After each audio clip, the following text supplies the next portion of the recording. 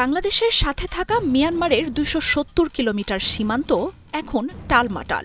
সামরিক বাহিনীর পতন ঘটিয়ে আন্তর্জাতিক এই সীমান্তের নিয়ন্ত্রণ এখন দেশটির সশস্ত্র বিদ্রোহী গোষ্ঠী আরাকান আর্মির হাতে। সম্প্রতি সমুদ্রপথে রাখাইন রাজ্যের অংশে বাংলাদেশি বেশ কিছু জাহাজ আটক করে গোষ্ঠীটি। এমন অনিশ্চয়তার মধ্যেই শুক্রবার বান্দরবানের নাইক্ষ্যংছড়ি সীমান্তে স্থলমাইন বিস্ফোরণে ৩ বাংলাদেশি আহত হয়েছেন। আর এসব ঘটনায় আতঙ্ক ছড়িয়ে পড়ছে বাংলাদেশ মিয়ানমার সীমান্তে। কারা বা কি উদ্দেশ্যে সীমান্তে স্থলমাইন পুঁতে রাখছে, এই নিয়ে বাড়ছে শঙ্কা।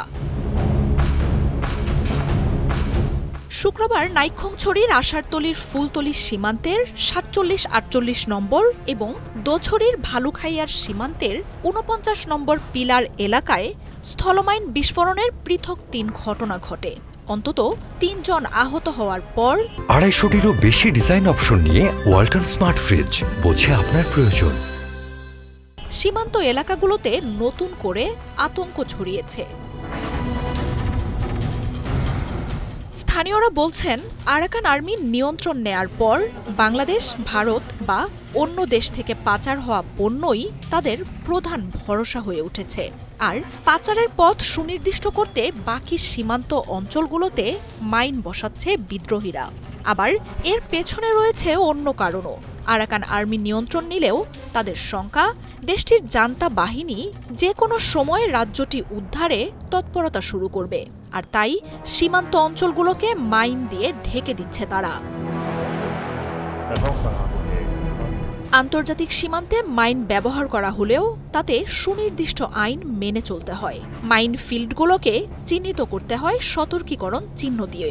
তবে মাইন ফিল্ডগুলোকে চিহ্নিত করতে দিতে হয় সতর্কীকরণ বার্তা। তবে বাংলাদেশ সীমান্তে এর কিছুই মানে না মিয়ানমার। এর আগেও রোহিঙ্গারা যেন আর নিজ দেশে ফেরত যেতে না পারে, সেই উদ্দেশ্যে সীমান্তে অসংখ্য স্থলমাইন পুঁতে রাখে জান্তা বাহিনীও। বাংলাদেশ সীমান্তের মূল পয়েন্টগুলোতে স্থলমাইন বসানো নিয়ে সে সময় উদ্বেগও জানায় আন্তর্জাতিক মানবাধিকার সংগঠনগুলো। মিয়ানমারের সঙ্গে স্থল সীমান্তের ১৬৪ কিলোমিটার অংশ দুর্গম পাহাড়ি এলাকায়। টেকনাফ, উখিয়া, নাইক্ষ্যংছড়ির বাসিন্দারা কৃষিকাজ, গাছ কাটা বা অন্যান্য কাজেও সীমান্তে চলাফেরা করেন। স্থলমাইনের কারণে এখন সেসব বাসিন্দার জীবনে শঙ্কা দেখা দিয়েছে।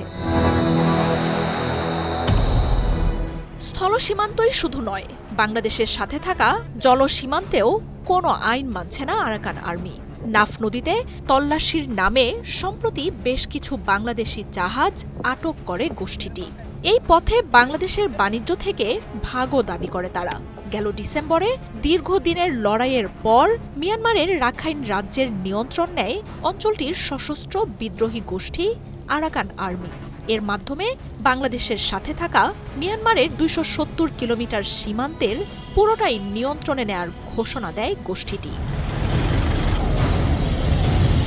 মার্জিয়া উপমা, ৭১।